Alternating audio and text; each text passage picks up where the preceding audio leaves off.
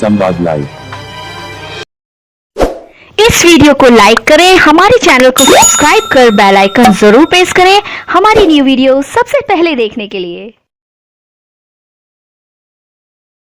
अच्छा सुनो, सब्सक्राइब करते वक्त ना घंटी बजा देना ताकि जब मैं ऑनलाइन आऊं तो तुम्हारे फोन की भी घंटी बजे।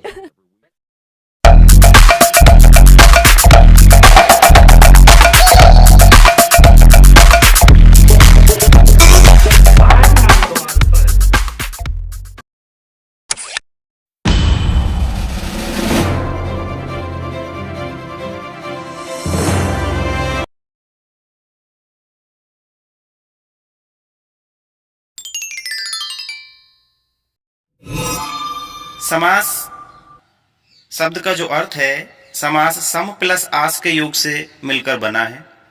सम का शाब्दिक अर्थ होता है पास और आस का अर्थ है रखना। अर्थात जब दो शब्दों या दो पदों को पास पास रखा जाता है तो उसे समास कहा जाता है। समास का अर्थ होता है संक्षेप। संक्षेप करना भी समास कहलाता है। परिभाषा है, दो शब्दों के मेल या मिलने को समास कहते हैं। दो शब्दों के मेल को समास कहते हैं। कोई परिभाषा की बात करे तो हम कहेंगे दो शब्दों के मेल को समास कहते हैं। जबकि संधि में क्या होता है? संधि में दो वर्णों का मेल होता है। वर्ण अर्थात अक्षरों का मेल होता है, लेकिन समास में होता है दो शब्दों का मेल। जैसे देखते हैं उदाहरण, जैसे पाठशाला, पाठ के लिए शाला, भाई पढ़ने के लिए शाला चाहिए। यहाँ के लिए ये विभक्ति चिन्ह है। कारक की विभक्तियां होती है, 8 कारक विभक्तियां होती है, उनके चिन्ह होते हैं।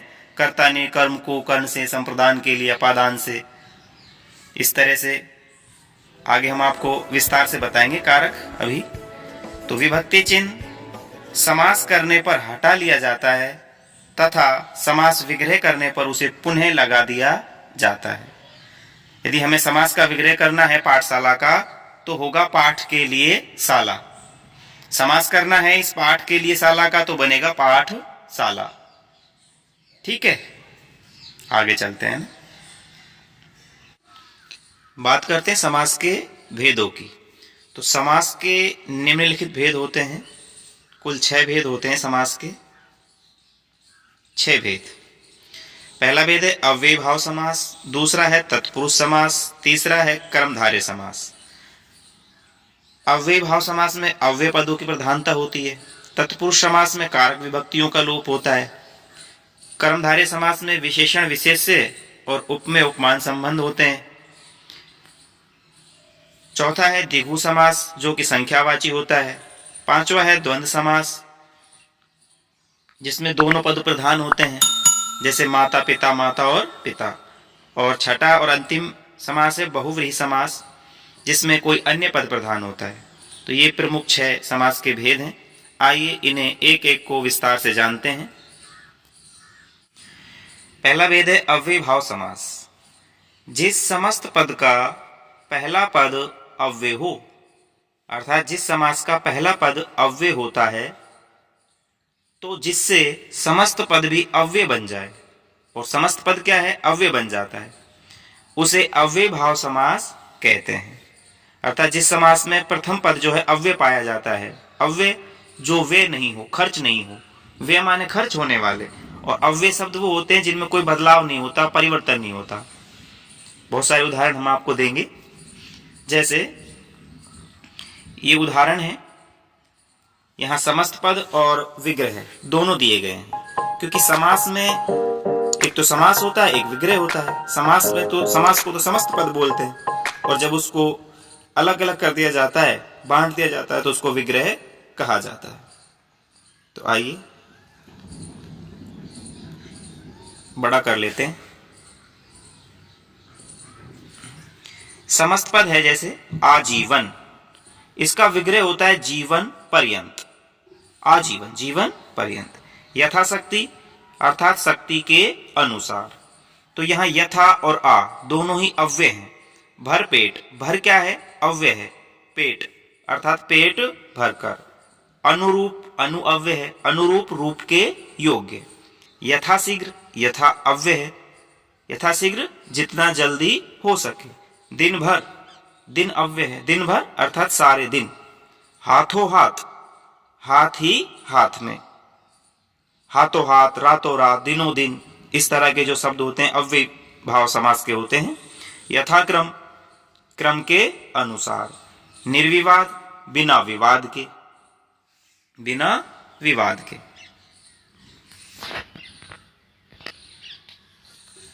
और हैं उदाहरण देखते हैं। अनजाने, बिना जाने हुए। अनुपसर्ग अव्यय है। यथा समय, जो समय निर्धारित है। निर्विकार, अब निर क्या है? निर जो है अव्यय है। निर्विकार अर्थात बिना विकार के। लाजवाब, जिसका जवाब न हो। हर वर्ष, प्रत्येक वर्ष। और उदाहरण देखते हैं। जैसे प्रतिदिन है, प्रतिदिन, दिन दिन। प्रत्येक, एक एक। प्रतिवर्ष, वर्ष वर्ष। तो प्र, प्रति, आ, यथा, शम, बे, ये सारे अव्ययभाव समास के उदाहरण है। आमरण, मरण तक। आजन्म, जन्म पर्यंत। आयु पर्यंत, आयु के अंत तक। यथाविधि, विधि के अनुसार। समक्ष, अक्षी के सामने। समधन अक्ष, अक्षी के सामने, अक्षी माने आंख के सामने। बेचैन, बिना चैन के। यथासंभव, जितना संभव हो। प्रतिक्षण, हर क्षण। निडर, बिना डरे हुए। तो ये सभी थे अव्ययभाव के उदाहरण। बात करें परिभाषा की, तो परिभाषा बनती है जिस समास का पहला पद अव्यय होता है उसे क्या कहते हैं? उसे अव्ययभाव समास कहते हैं। जिस समास का पहला पद अव्यय होता है, ये बात हमें रखनी है ध्यान भाई। जिस समास का पहला पद अव्यय होता है उसे अव्ययभाव समास कहते हैं। आगे चलते हैं। दूसरा भेद है तत्पुरुष समास। तत्पुरुष समास में द्वितीय पद प्रधान होता है। अव्यय भाव जो समास था उसमें पहला पद प्रधान था, अव्यय की प्रधानता थी। यहाँ तत्पुरुष समास में द्वितीय, दूसरा पद प्रधान होता है। तत्पुरुष समास के उपभेद पूर्व पद में लगे हुए कारक चिन्हों के नाम से किए जाते हैं। इसके कई उपभेद, 6 उपभेद किए जाते हैं। जैसे कर्म के कारक चिन्ह को का लोप करने से बने समास को कर्म तत्पुरुष कहा जाता है। फिर कारक 8 होते हैं। कर्ता ने कर्म को करण से संप्रदान के लिए अपादान से अलग होने के अर्थ में संबंध का के की रा रेरी नानेनी अधिकरण में पे पर संबोधन हे ओ अरे। तो ये 8 कारक के भेद हैं, जिनमें से 6 कारक विभक्तियां कर्म से लेकर और अधिकरण तक की जो 6 कारक विभक्तियां हैं, इनके कारक चिन्हों का लोप मिलता है। कहाँ? तत्पुरुष समास में।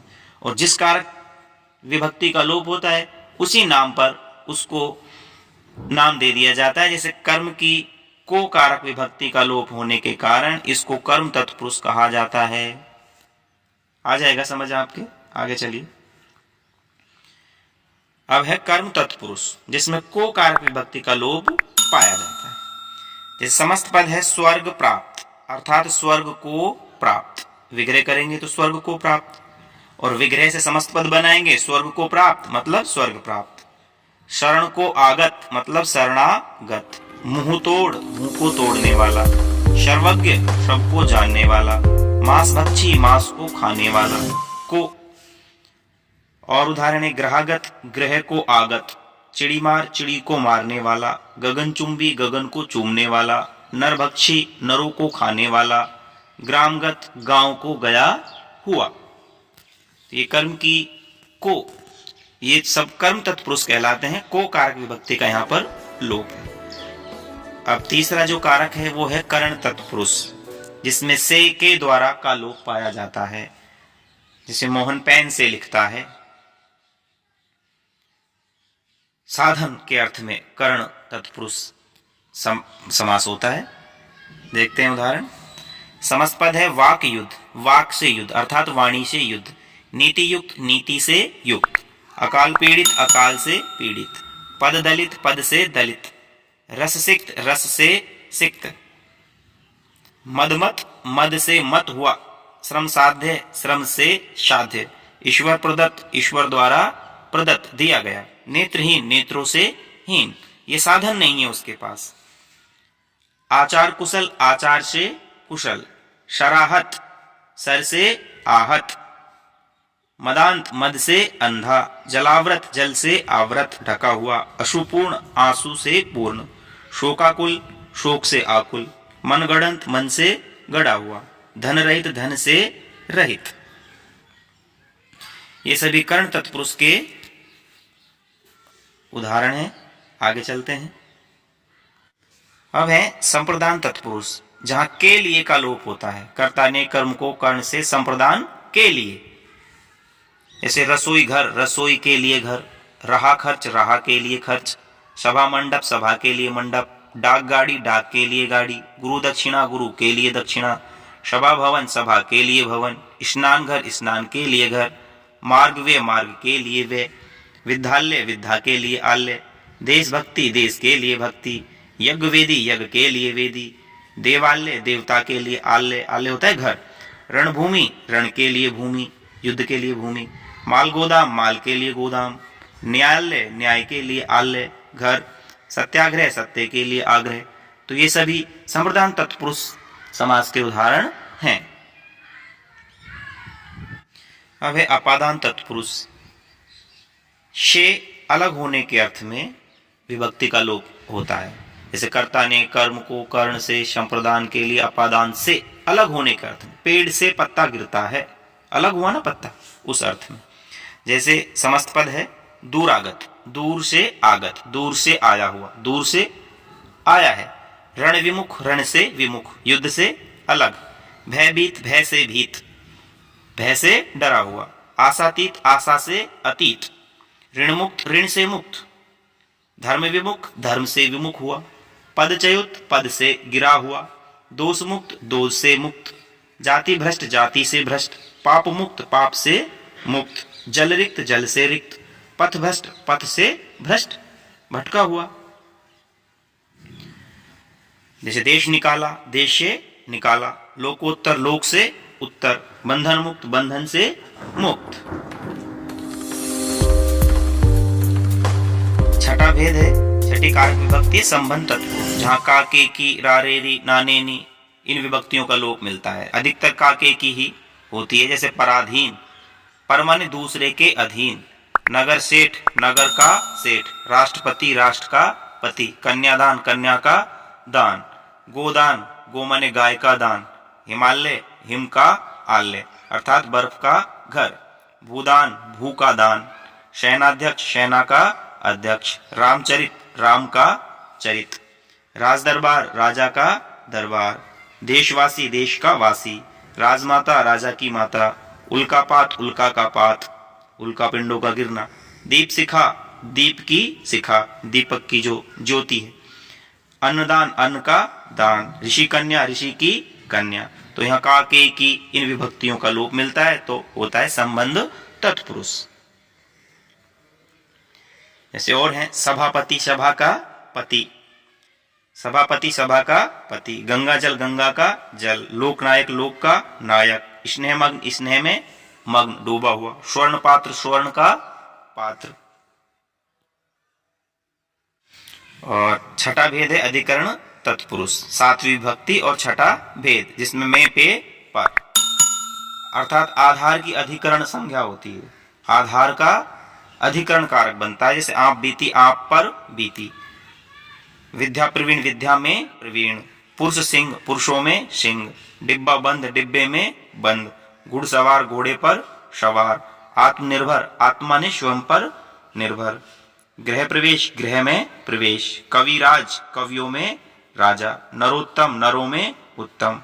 फलासक्त, फल में आसक्त। ध्यान मग्न, ध्यान में मग्न, डूबा हुआ। वनवास, वन में वास। इसी तरह से इसको अधिकरण तत्पुरुष नाम दिया गया है। यदि हमें भेद भी ना पता लग पाए तो हम तत्पुरुष भी इसे कह सकते हैं। ज्यादा अच्छा होगा कि हम कारक विभक्ति के भेद सहित उसका नाम लें। जैसे अधिकरण तत्पुरुष है, कर्म तत्पुरुष है, कर्ण तत्पुरुष है, संप्रदान तत्पुरुष है, अपादान तत्पुरुष है। आगे चलते हैं। तीसरा भेद है कर्मधारय समास। इस समास में दूसरा पद उत्तर पर प्रधान होता है, किंतु पहला पद पूर्व पद जो है विशेषण तथा दूसरा विशेष्य अर्थात संज्ञा होता है। हम कहें कि विशेषण विशेष से संबंध इसमें पाया जाता है। क्योंकि ये जो भेद है तत्पुरुष का ही उपभेद इसे माना जाता है, इसलिए दूसरे पद की इसमें प्रधानता है। मूल रूप से समास के 4 भेद होते हैं, लेकिन विस्तार से जब हम पढ़ते हैं तो हमें 6 पढ़ने पड़ते हैं। ठीक है, तो दूसरे शब्दों में जिस समास के दोनों पदों में विशेषण विशेष्य का संबंध रहता है, विशेषण और विशेष्य का संबंध रहता है, उसे कर्मधारय समास कहते हैं। ठीक है, कर्मधारय समास में विशेषण विशेष्य संबंध देखने को मिलता है। विशेष्य होता है जिसकी विशेषता बताई जाए और विशेषण होता है जिससे बताई जाए। जैसे मोहन गोरा है, मोहन की विशेषता बताने की वो गोरा है, मोहन तो विशेष्य हुआ, और जो गोर वर्ण है वो विशेषण है। तो परिभाषा देख लीजिए, जिस समास में विशेषण विशेष से संबंध पाया जाता है उसे कर्मधारय समास कहते हैं। उदाहरण देखते हैं। श्वेतांबर, श्वेत है जो अंबर, अंबर कैसा है? श्वेत है। मधुहास, मधु सम है जो हास, मधु के समान हंसी। दुष्कर्म, दूषित है जो कर्म। सतपुरुष, सत है जो पुरुष, पुरुष रत्न, पुरुष है जो रत्न के समान। चरण कमल, चरण है जो कमल के समान या चरण रूपी कमल। उपमेय उपमान और विशेषण विशेष से संबंध। नीलकमल, नीला है जो कमल। नीलगाय, नीली है जो गाय। रक्त कमल, लाल है जो कमल। महापुरुष, महान है जो पुरुष। खाद्यान्न, खाद्य है जो अन्न, खाने का जो अन्न है। लोह पुरुष, लोह जैसा शक्तिशाली है जो पुरुष। सज्जन, सत है जो जन। पीतांबर, पीत है जो अंबर। पीतांबर जो शब्द है ये बहुव्रीहि समास का भी उदाहरण है। पीतांबर, पीले वस्त्रों वाला, कौन है? विष्णु जी हैं। यहाँ पीतांबर हो रहा, पीत है जो अंबर, पीला अंबर। महात्मा, महान है जो आत्मा। चंद्रमुख, चंद्रमा के समान जो मुख है। महर्षि, महान है जो ऋषि। नीलाकाश, नीला है जो आकाश। तो ये सभी कर्मधारय समास के उदाहरण हैं, जहां उपमेय उपमान और विशेषण विशेष से संबंध पाए जाते हैं। चौथा भेद है समास का द्विगु समास। द्वि माने दो, गु माने गाय। 2 गायों का जोड़ा द्विगु कहलाता है। शब्द का अर्थ का अगर करते हैं तो जिस समास का एक पद संख्यावाचक विशेषण होता है तथा पूर्व पद प्रधान होता है उसे द्विगु समास कहते हैं। परिभाषा यही है कि जिस समास का प्रथम पद संख्यावाची होता है उसे द्विगु समास कहते हैं। उदाहरण देखते हैं।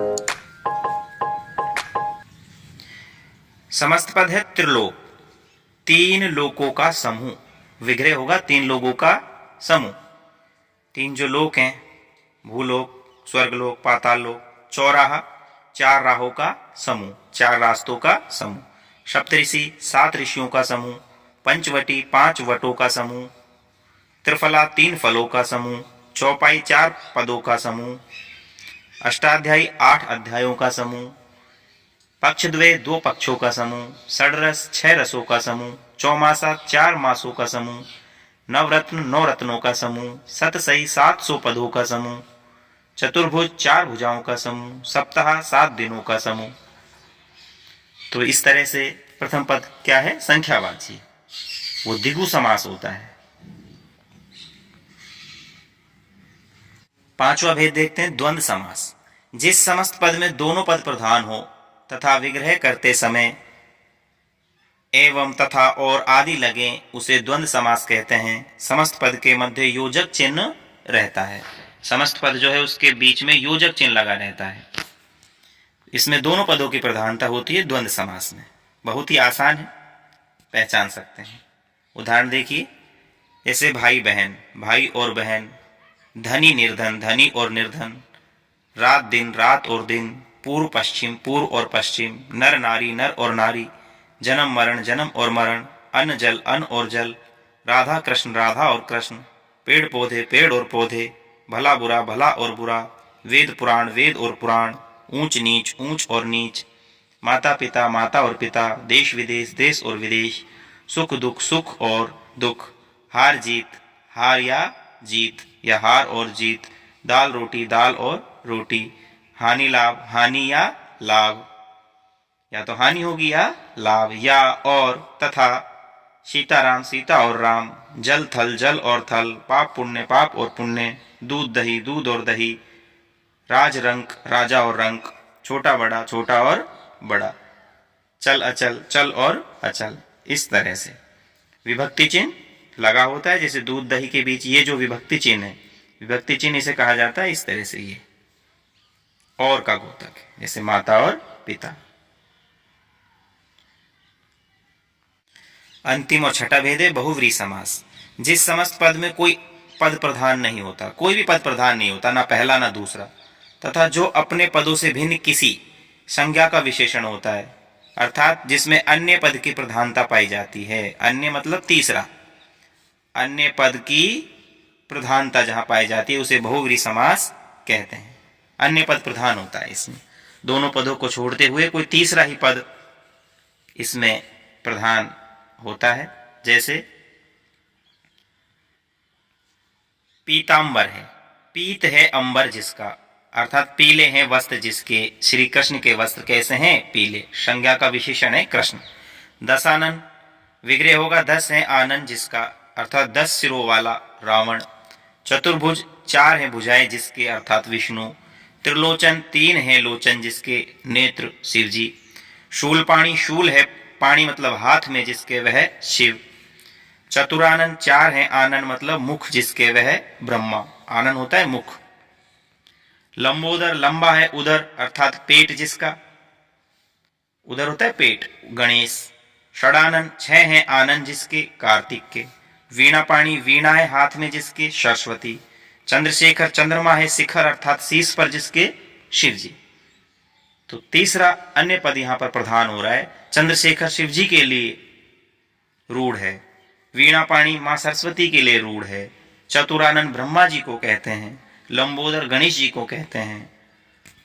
ठीक है, तो ये हमारे समास के 6 भेद यहां पूर्ण होते हैं। अब यदि बात करें समास में विग्रह की, ये महत्वपूर्ण होता है। विग्रह के अंतर से एक ही समस्त पद में कई समास हो सकते हैं। जैसे पंचानन का विग्रह 5 आननों का समूह भी होता है, करने पर द्विगु समास हो जाएगा। जब हम 5 आननों का समूह करेंगे तो द्विगु हो जाएगा, संख्यावाची है पंचानन, पंच आ रहा है ना संख्यावाची। और यदि करें 5 हैं आनेन जिसके, अर्थात शिव के लिए हम रूढ़ करें तो ये बहुव्रीहि समास होगा। इसी प्रकार और उदाहरण आप देख सकते हैं। जैसे पीतांबर है, पीतांबर भाई पीत हैं जो अंबर, कर्मधारय समास हुआ। अंबर कैसा है? पीला अंबर है। आसमान कैसा है? या पीले वस्त्र हैं, कर्मधारय समास हुआ। अंबर की विशेषता क्या है? अंबर मतलब आसमान भी होता है, पीला आकाश या फिर पीले वस्त्र, कर्मधारय समास होगा। और हम करें पीत है अंबर जिसके, ऐसा बहुव्रीहि समास होगा, विष्णु है ऐसा। तो त्रिनयन की बात करें, 3 नयनों का समूह, द्विगु समास होता है, 3 आंखों का समूह। और हम करें 3 है नयन जिसके, ऐसा, तो बहुव्रीहि समास होगा शिव। तो ये कुछ समझने के लिए था। बाकी आपकी परीक्षा में शब्द दिए जाएंगे और उनका भेद पूछा जाएगा। सामासिक शब्द दे दिए जाएंगे और पूछा जाएगा कि कौन सा समास है। अथवा जो अब तक प्रश्न आते हैं वो परिभाषा से संबंधित प्रश्न आते हैं। जैसे अव्ययभाव समास किसे कहते हैं, कोई 2 उदाहरण दीजिए। जिस समास में पहला पद अव्यय होता है या अव्यय पद की प्रधानता होती है उसे अव्यय समास कहते हैं, अव्ययभाव समास कहते हैं। जैसे यथाशक्ति, शक्ति के अनुसार, दिन दिन, प्रतिदिन, प्रत्येक, इस तरह से। तत्पुरुष की बात करें तो जिस समास में द्वितीय पद की प्रधानता होती है और कारक विभक्तियों का लोप पाया जाता है उसे तत्पुरुष समास कहते हैं। कर्मधारय की बात करें तो जहां विशेषण विशेष से और उपमेय उपमान संबंध पाया जाता है वहां कर्मधारय समास होता है। द्विगु की बात करें तो द्विगु जो शब्द है जिस समास का पहला पद संख्यावाची होता है उसे द्विगु समास कहते हैं। जैसे पंचरात 5 रातों का समूह, चौराहा 4 राहों का समूह। बात करते हैं 5वें नंबर की द्वंद्व समास। तो जिस समास में दोनों पद प्रधान होते हैं उसे द्वंद्व समास कहा जाता है। इसी तरह से बहुब्रीहि समास जिसमें दोनों पद प्रधान नहीं होकर के कोई अन्य तीसरा पद प्रधान होता है उसे बहुब्रीहि समास कहा जाता है। आशा करता हूं आपको ये छोटा सा प्रयास समझ आया होगा। इस वीडियो को अपने दोस्तों के साथ जरूर शेयर कीजिएगा और इस वीडियो में कमेंट करके हमें लाजमी तौर पर बताइएगा कि आने वाले वक्त में आप किस तरह की वीडियोस देखना पसंद करते हैं। और अगर आपने अभी तक हमारा चैनल सब्सक्राइब नहीं किया तो फौरन सब्सक्राइब कीजिए, साथ ही बेल आइकॉन पर क्लिक करें ताकि मजीद आने वाली वीडियो जहां वक्तन फवक्तन आपके लिए इस चैनल पर अपलोड करते हैं वो आपको वक्त पर मिलती रहे और आप उनसे मुस्तफीद होते रहें। अगली वीडियो तक हमें दीजिए इजाजत, अपना ख्याल रखिएगा। ताज़ा तरीन अपलोड्स की नोटिफिकेशन हासिल करने के लिए हमारे चैनल को सब्सक्राइब करें और साथ में दिए गए घंटी के निशान को दबाना ना भूलें।